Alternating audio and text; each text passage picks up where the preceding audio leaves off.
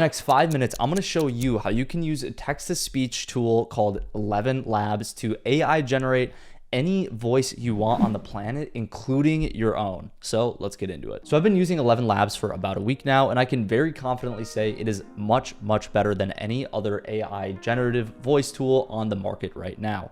And this is a big reason why.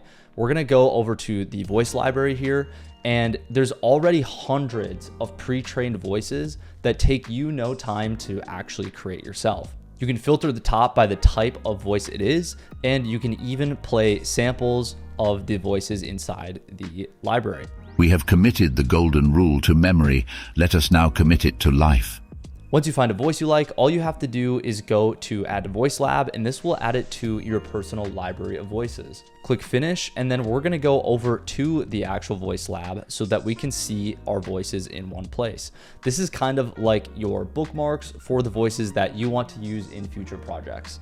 So once you have a set of voices that you like, we can now actually go in and change the parameters of each voice to get the exact output you want.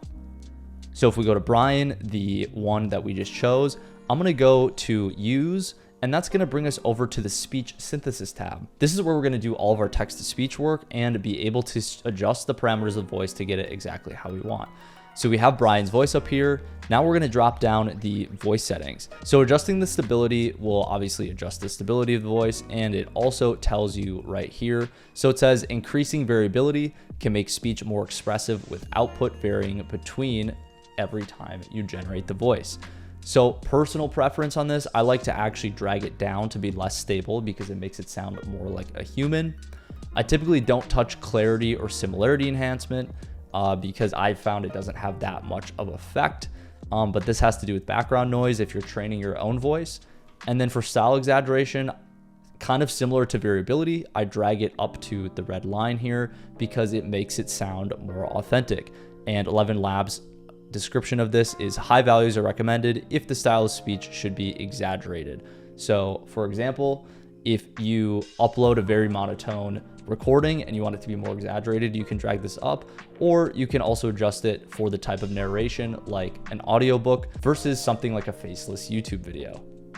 So now that we have our parameters set out here, I actually already have text in here saying, hey, check out my latest YouTube video and subscribe, but you can put as long of a text as you want up here into 5,000 characters at a time. And this is one of the ways 11 Labs actually charges per plan, is you get a specific amount or specific quota of characters. It's not words, it's characters. And you can see that allotment down here in the corner. So I'm gonna hit generate and we're gonna see what it comes up with. Hey, check out my latest YouTube video and subscribe.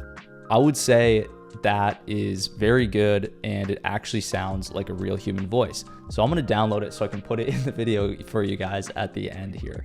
And that is really all you need to know about speech synthesis. You select a voice, then you change the voice settings, you put in your text to speech, and it outputs the voice. And last thing on the text to speech is you can actually put in whatever language you want.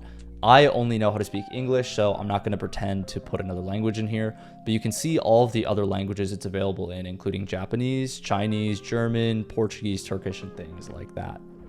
And that's almost it, guys. It's very simple to use 11 Labs. The very last thing I'll show you here is if we go back over to the voice lab and we hit add generative or cloned voice, you can actually clone either your voice or other people's voices. Now, of course, you have to have permission, but if you're not making a ton of money off of it or showing it to millions of people, it's probably not the biggest deal, but make sure to consult with your attorney on that one.